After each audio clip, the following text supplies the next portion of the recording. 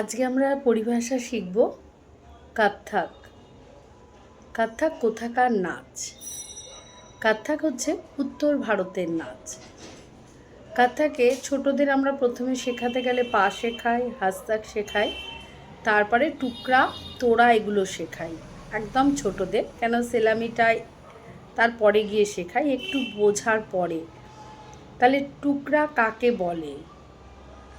টুকরা হচ্ছে সম হইতে সম পর্যন্ত এক আবর্তন বোল সমূহকে আমরা টুকরা বলছি। আর তোড়া কাকে বলে? যে বোল ভিন্ন ভিন্ন লয় ও তেহাই যুক্ত হয় তাকে আমরা তোড়া বলছি। গতকাল আমি বলেছিলাম আজকে আমরা ত্রিতাল শিখব। ত্রিতালের পা না শিখে আমরা টুকরা তোড়া এগুলো কিছুই শিখতে পারি না। ত্রিতাল হচ্ছে 16 মাত্রা। কটা বিভাগ? 4টে বিভাগ।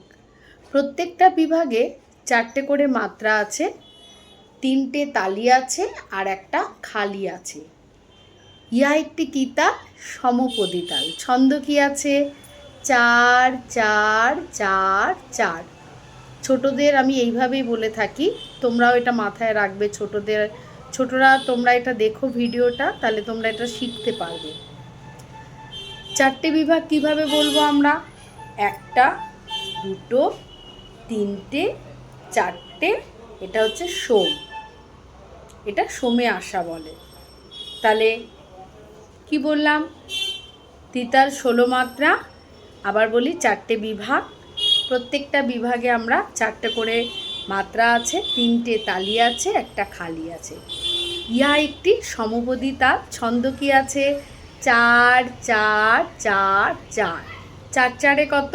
16, অর্থাৎ 4 4 যা 16, তাই তো? তাহলে কত কত মাত্রায় তালি আছে? 1 মাত্রায় তালি আছে, 5 মাত্রায় তালি আছে আর 13 মাত্রায় তালি আছে।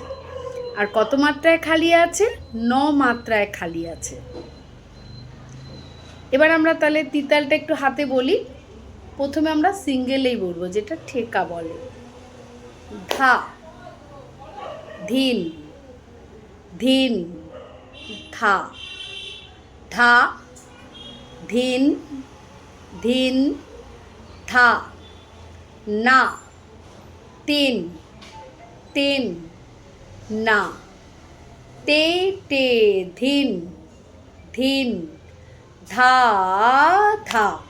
তাহলে আজকে আমরা ত্রিতালটা হাতে বলা শিখলাম, কত্থক কোথাকার নাচ বললাম, আর টুকরা তোড়া কাকে বলে। তোমরা এগুলো সব ছোটরা মুখস্থ করে ফেলবে। কদিন যা শেখালাম অবশ্যই মুখস্থ করে ফেলো। আমি নিশ্চয়ই আবার তোমাদের পরের এসে আবার পরিভাষা শেখাবো। তোমরা কিন্তু সবাই মুখস্থ করো। যারা জানো না, যারা না শিখছো, তারা অবশ্যই তোমরা এগুলো মুখস্থ করো।